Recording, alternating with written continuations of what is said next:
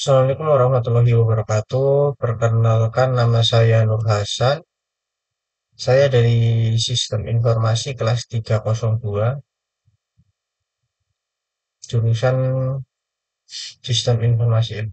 Kali ini saya akan membahas terkait dengan tugas komunikasi data dan jaringan komputer ya. Terkait dengan rancangan IOT.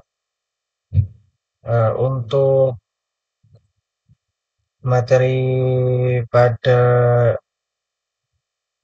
kali ini, ini adalah sebuah rancangan IOT ya. Terdapat kartu wildcard sama pembaca kartunya. Kemudian di sini ada WiFi pakai kode 192.150.101 ya. Kemudian untuk ini motion detectornya ya. Ini yang kita atur adalah jendela, terus ada pintu rumah, terus jendela ruang tamu, terus furnitur ya seperti penutup jendela, dan ini untuk bagian dapur ini ada dua jendela ya. Ini terdapat smartboard ya. Kalau untuk contoh penggunaannya, ini kita masukkan kartunya, kemudian ini sudah kedetek warna hijau ya, aktif. Ini kita bisa open pintunya. Ketika kartu dilepas itu akan berwarna merah ya untuk membaca kartunya. Kemudian untuk pintu otomatis terkunci dan jendela-jendela akan tertutup semua ya ketika kartu dilepas. Ketika kartu dilepas akan otomatis tertutup. Nah, kemudian untuk yang versi manual itu menggunakan sensor gerak ya. Panel sensor gerak nanti akan eh, membuka sendiri. Kemudian untuk ini menggunakan WiFi, jaringan WiFi, kita bisa menggunakan menjalankan eh, program ini menggunakan smartphone, ya smartphone ya. Jadi bisa kita kendalikan jarak jauh. Kemudian untuk materi kali ini pada soalan nomor 2, cara kerja jaringan nirkabel dengan iot, TCP atau IP dan Internet Gateway. Jaringan nirkabel dengan iot, TCP atau IP dan Internet Gateway bekerjasama untuk menghubungkan perangkat iot ke internet dan memungkinkan komunikasi dan pertukaran data ya. Cara kerjanya perangkat iot seperti sensor, aktuator, perangkat pintar lainnya terhubung dengan jaringan nirkabel. Kemudian yang kedua, jaringan nirkabel yang umum digunakan untuk IoT adalah Wi-Fi, Bluetooth, Zigbee, dan LoRaWAN. Kemudian nomor dua, TCP atau IP ya, eh, adalah protokol komunikasi dengan yang digunakan untuk menghubungkan perangkat di internet. Poin dua, perangkat IoT menggunakan TCP atau IP untuk mengirim dan menerima data ke dan dari internet. TCP juga membagi data menjadi paket-paket kecil yang dapat ditransmisikan melalui gateway. Kemudian nomor tiga, Internet Gateway itu apa sih? Internet Gateway adalah perangkat yang menghubungkan jaringan lokal ke internet. Kemudian perangkat IoT terhubung ke Internet Gateway melalui jaringan nirkabel. Selanjutnya, Internet Gateway menerjemahkan alamat IP perangkat IoT ke alamat IP publik yang dapat diakses dari internet. Jadi nanti smartphone pun bisa mengakses walaupun dari jauh ya. Proses komunikasi. Perangkat IoT mengumpulkan data dari lingkungannya, data enkapsulasi dalam paket TCP atau IP. Paket TCP atau IP dikirim ke Internet Gateway melalui jaringan nirkabel. Internet Gateway menerjemahkan alamat IP perangkat I/O ke alamat publik ya. Untuk paket TCP atau IP diteruskan ke internet, keenam perangkat lain di internet dapat menerima dan memproses data.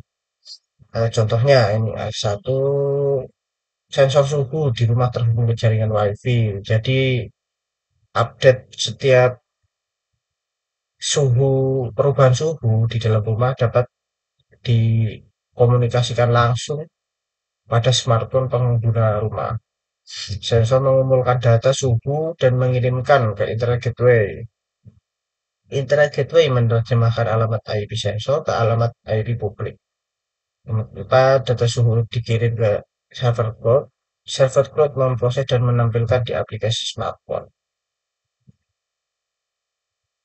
Manfaat apa sih yang dapat diterima untuk jaringan nirkabel? Memungkinkan perangkat I/O terhubung tanpa kabel ya. Untuk TCP atau IP menyediakan komunikasi standar dan interoperabel antar perangkat. Internet Gateway menghubungkan jaringan lokal ke internet. Tantangan yang dapat dihadapi, keamanan jaringan nirkabel harus dijaga.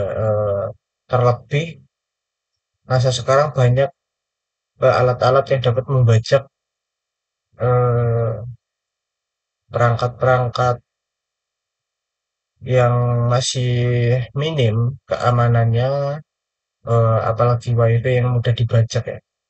Terus konsumsi daya perangkat IoT harus dihemat. Stabilitas jaringan harus ditingkatkan untuk mendukung banyak perangkat IoT. Untuk kesimpulan ini, jaringan nirkabel dengan IoT, TCP atau IP, dan Internet Gateway memungkinkan perangkat IoT terhubung ke internet dan berkomunikasi dengan perangkat lain. Teknologi ini memilih banyak manfaat seperti fleksibilitas, stabilitas, dan interoperability. Catatan untuk poin ini penjelasan ini hanya gambaran umum ya. Implementasi jaringan nirkabel dengan IoT dapat bervariasi tergantung pada situasi dan kebutuhan. So, ada berbagai jenis perangkat IoT, jaringan nirkabel, internet gateway.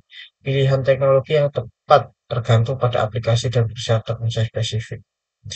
Untuk cara kerja, setiap perangkat Internet of Things terhubung secara wireless ke home gateway, berfungsi sebagai titik pusat untuk server untuk mengelola dan mengkoordinasikan komunikasi data, komunikasi antar semua perangkat IoT yang terhubung. Konfigurasi perangkat pembahasan Java sebagai home gateway.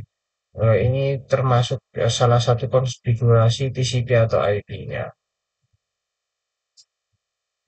Terus konfigurasi wirelessnya untuk SSID, untuk set IoT server, autentikasi nolnya. Ini kita dapat lihat ini SSID-nya, terus konfigurasi meternya itu 250 meter ya. Eh, Kalau pakai internet itu lebih fleksibel ya, tidak terikat jarak. Terus untuk smartphone, terkoneksi wireless ke pembahasan IoT server menggunakan konfigurasi DHCP ya, untuk ini kodenya. Nah, untuk perangkat iOS sendiri ya, menggunakan konfigurasi IP dinamis ya. Terdapat 3 buah jendela, satu set RFID, reader and card ya. Satu buah penutup jendela, satu buah pintu, satu buah sensor gerakan atau motion detector ya. Untuk hasil dari uji nomor soal 03 itu, time test, uji test memiliki round trip time, ukuran paket data, tak loss. Nah, untuk poin pertama ini, ya, pengujian smartphone ke home gateway itu berhasil ya. Minimumnya meter sekian, maksimum 5 meter, efek rata-rata itu 10 meter ya. Terus visualisasi hasil performa mapping. Kita dapat lihat ini waktu responnya berapa,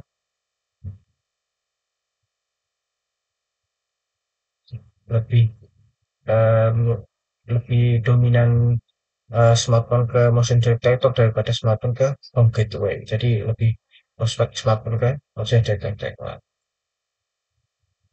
Penjelasan berdasarkan topik, berdasarkan grafis ya. Penjelasan berdasarkan grafis yang disajikan di atas untuk mengacu pada hasil uji Bing terlihat bahwa waktu respon dari perangkat tujuan masih berada dalam batas normal karena keterlambatan atau latensi responsif kurang dari 150 detik.